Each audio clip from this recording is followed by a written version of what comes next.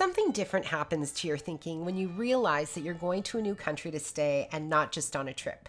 It's the difference between cool, we're traveling and exploring new things, knowing you're returning home, versus here we are with 4 large suitcases and we're not going back.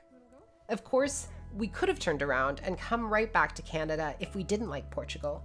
But this move signified a new beginning, another chapter in the journey of an unfinished life that was ripe with possibilities and new experiences. So when I booked 4 one-way tickets to Portugal, we knew that no matter what, we would be in Portugal at least long enough to get through that traumatic transition of being in a new country where everything is foreign and you crave the familiar.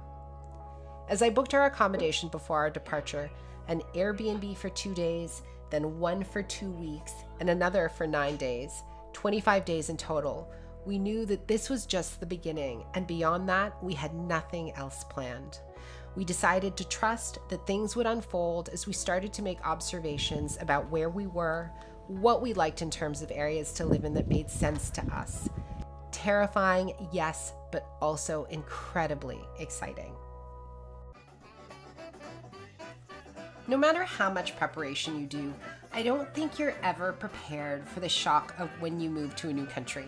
For us, we hadn't been thinking about it for that long before we made the move, but if you watched our last video, you know that after COVID and the world opened up again, we decided after months on end of quarantining that life was just too short to wait to do what we wanted, and we were going to take that huge leap of faith and follow our long-standing dream to move our family from Canada to Europe, specifically Portugal.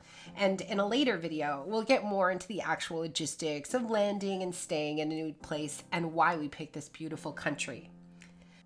But when we first started thinking seriously about moving, we had a number of countries on our list.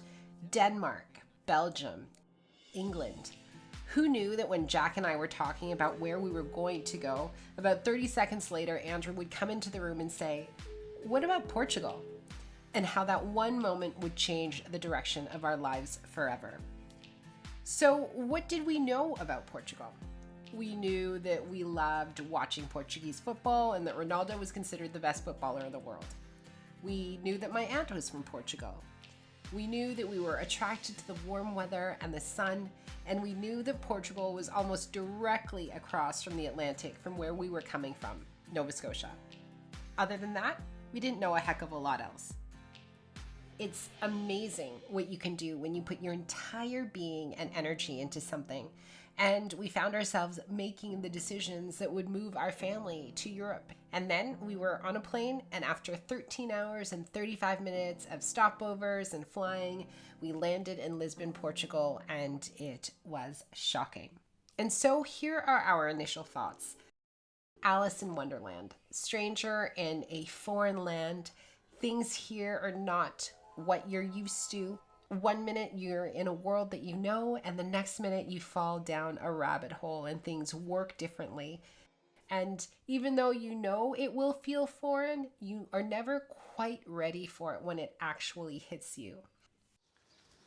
So some of our first thoughts when we got to Portugal was just the disorientation. When we were driving and we left the airport, we got there really early in the morning when it was still dark. And I remember getting our bags, and you're so tired, you're so freaking tired, and at the same time, you know, it's just morning and you just want to sleep. Been through, got our bags, we were just exhausted. So we get a taxi outside the Lisbon airport, and as we're on the road, you start seeing the different buildings and, you know, the roundabouts and all these things that you really aren't used to.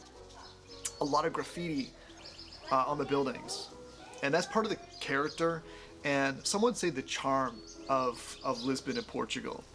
And you just have this old world charm, you have these cobblestones, but all of that was new to us. We underestimated how discombobulated we would be. We had no idea, for example, how to get our phones to start working, SIM cards, WhatsApp. So what are you trying to figure out? I'm just reading to the end. So what do we have to do then? I'm just reading to the end. Hold on. Adapters. Getting adapters for our electronics. Even simple things like the sound of the phone ringing before someone picks it up, so the ringtones, they were all different, unfamiliar sounds. And when you put that all together, and then you are exhausted and tired, it does take its toll. And I know, as for us as parents, you're also responsible for your children, not just yourselves. And moving with young ones also presents a different type of challenge. And they have their own time frame and coping skills for what is actually happening to them in the moment and how they process these things. And I remember being in the cab going from the airport to our first Airbnb in Portugal. And I remember going on, and I remember it was like we got there really early in the morning, so it was still dark and the sun was rising, just starting to rise. And I remember the buildings were so dark. It was just so crazy. And I remember thinking to myself, what have we gotten ourselves into? I would say that it like my analogy to it, I would say that's sort of like Harry Potter. One day you're in a normal, like, kind of world, you're living a normal life, and you're doing your day-to-day things. And then you kind of walk out, you venture, and then you fall down the rabbit hole into a totally new place, a place where you don't speak the language. You can't understand the language.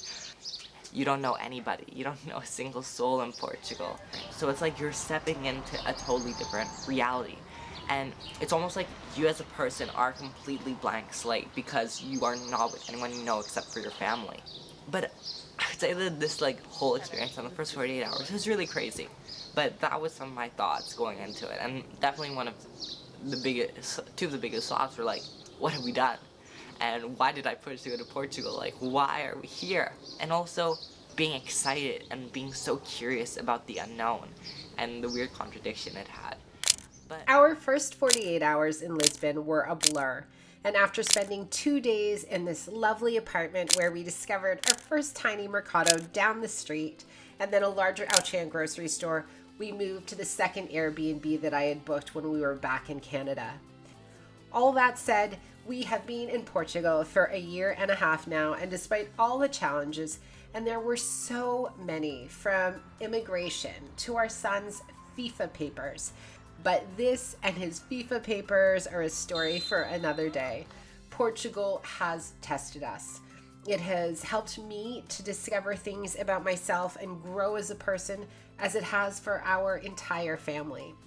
And so as we tell this story and share more about what we love and find difficult and what we found profoundly life-changing, I just want to let you know that for us, and in hindsight, it was worth it. To move, to change, and step out of our comfort zone and to immerse ourselves in a whole new culture.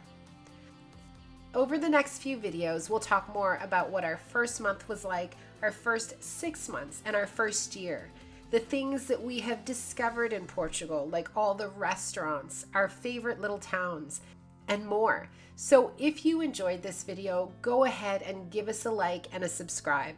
It really is important for small channels like ours, and I want to thank you in advance for supporting our creativity and our creative pursuits, as it allows us to put together more videos for you and share our wonderful discoveries about this country and ourselves as we learn to slow live and grow in Portugal.